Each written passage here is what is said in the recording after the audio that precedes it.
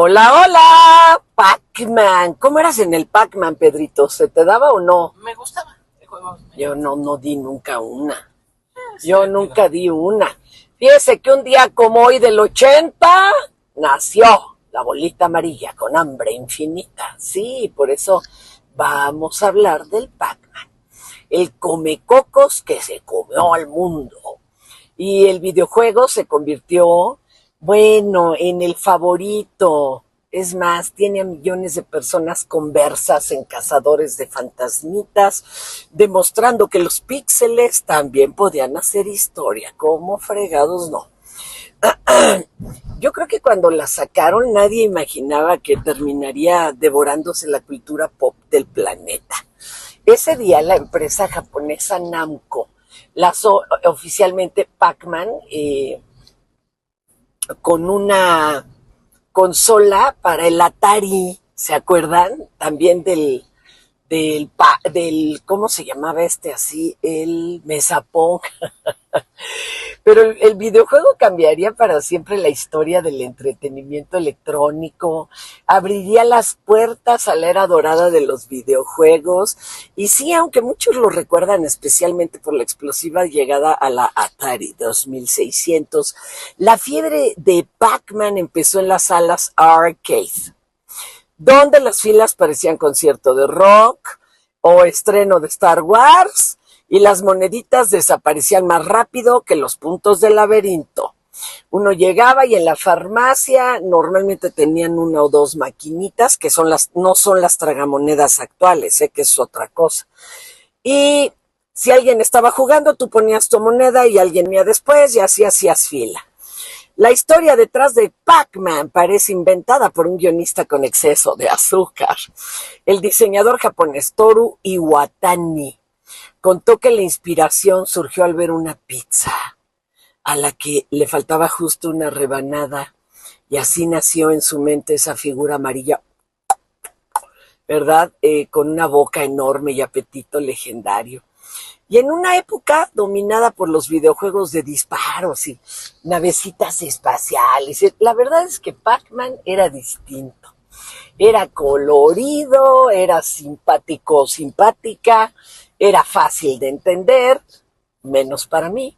No había guerras galácticas, no había explosioncitas, solo un personaje glotón escapado de fantasmas llamados Blinky, Pinky, Inky y Clyde. No mames. Yo no sabía que tenía el nombre de los fantasmas, me cae. Y aún así el mundo perdió la cabeza.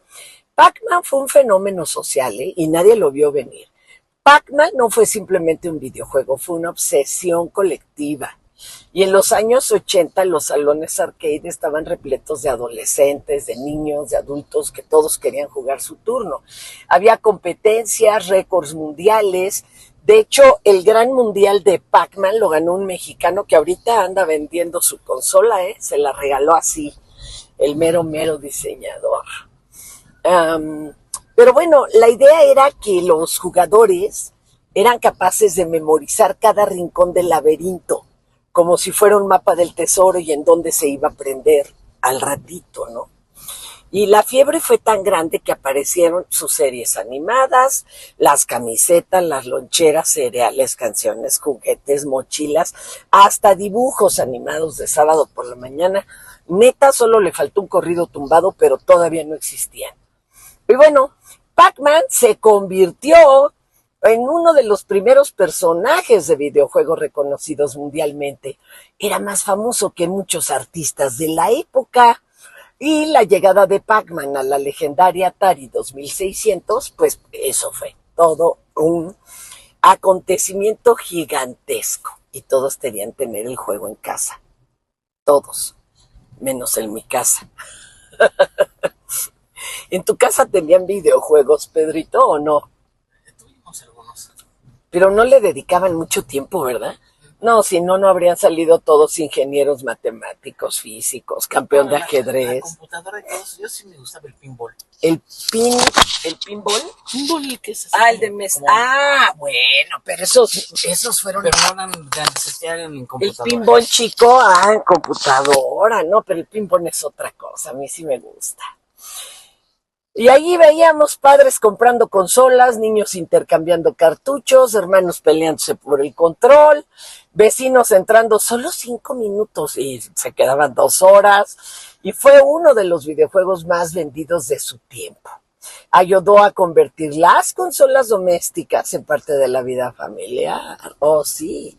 Ya no hacía falta ir al arcade. El laberinto amarillo podía estar en la sala de tu casa. Y aquí van los datos curiosos de Pac-Man, que lo hacen todavía más legendario, legendaria. El nombre original, el nombre no era Pac-Man.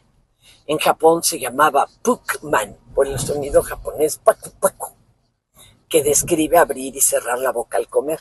Pero al llegar a Estados Unidos cambiaron el nombre porque alguien podía modificar fácilmente la letra P en las máquinas arcade y convertirlo en una palabra ofensiva. O sea, bueno, ¿cómo les digo? Existe un nivel imposible, el famoso nivel 256, que es conocido como la pantalla de la muerte. Y es un error de programación que hace que el juego se vuelva incompleto y prácticamente imposible de terminar. Durante años fue uno de los grandes misterios poder resolverlo. Pac-Man entró al récord Guinness. Se calcula que en su época de mayor popularidad se jugaban miles de millones de partidas alrededor del mundo. Los fantasmas sí tenían personalidad. No perseguían a Pac-Man al azar. Blinky era el agresivo, Pinky intentaba emboscarte, Inky era impredecible y Clyde, confundido con la vida, parecía desconectado. Y bueno, andaba en la baba. Para obtener la puntuación perfecta habría que comer absolutamente todo en el juego y sin perder ni una vida. Una misión casi sobrehumana. Y Pac-Man representó una época en la que los videojuegos eran simples, pero eran mágicos. No había gráficos hiperrealistas ni mundos abiertos gigantescos. Bastaban sonidos electrónicos, imaginación, ganas de superar al siguiente nivel y quizá por eso sigue siendo eterno. Porque Pac-Man no recuerda algo muy importante. Las cosas más simples pueden convertirse en recuerdos gigantescos. Una bolita amarilla comiendo puntos logró unir generaciones, crear amistades, despertar competencias y demostrar que los videojuegos podían ser arte, cultura y rock and roll, todo al mismo tiempo.